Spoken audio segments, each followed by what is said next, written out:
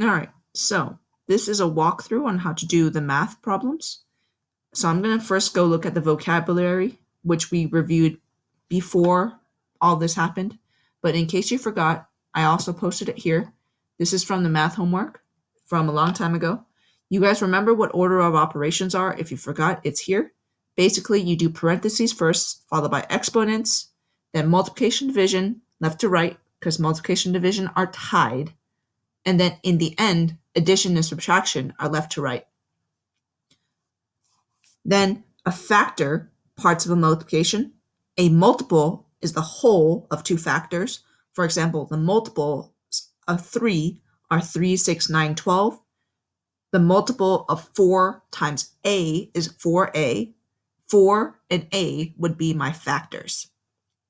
Variable is a letter or shape to represent a number in a problem. For example, I don't know that problem. I don't know how many rolls of toilet paper I use in a week. That could be represented with a variable.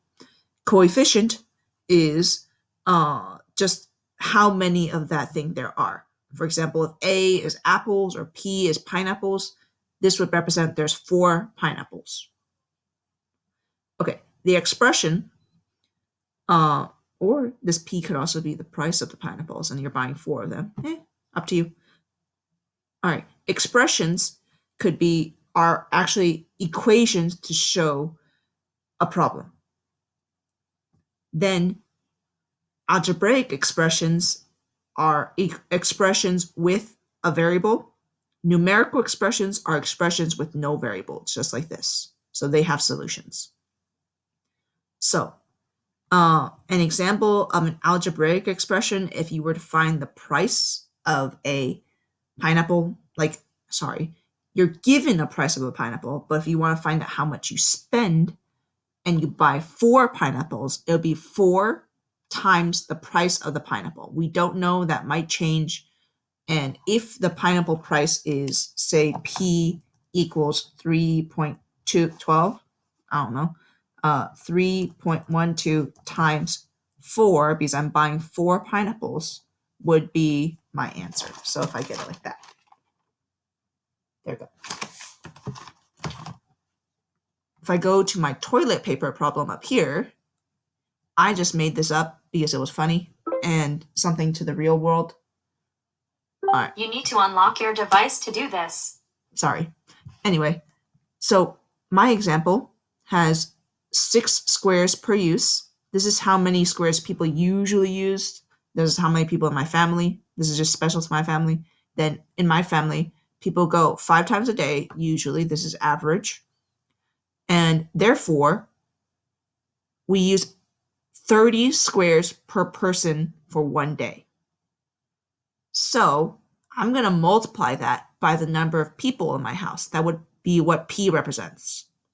So to find how many squares of toilet paper my family uses per day, we have 30 times P.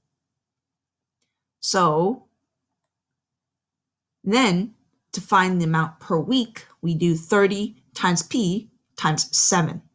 That's how many toilet squares we use per week. However, that doesn't tell me how many rolls. I know in the Charmin roll that we use in my house, there are 426 squares per roll.